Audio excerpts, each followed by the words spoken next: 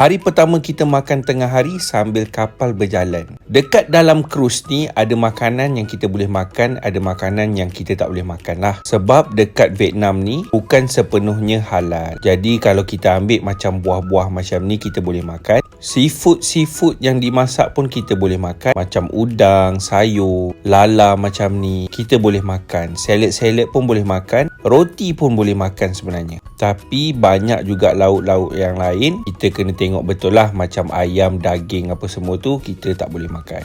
Alhamdulillah mereka memang sangat memahami orang Malaysia datang naik krus dan makan dekat sini lah. So macam tu lah pengalaman bila kita berjalan ke negara orang nak rasai suasana krus pada musim sejuk macam ni ha. So kami satu-satunya meja orang Malaysia yang naik krus pada kali ni. Inilah suasana dia yang kita boleh nampak. Kapal yang melalui lebih kurang 1969 pulau. Masya Allah, memang sangat cantik. Bayangkan kalau Langkawi tu ada 99 pulau, dekat sini ada 1969 pulau. So jom kita sambung next.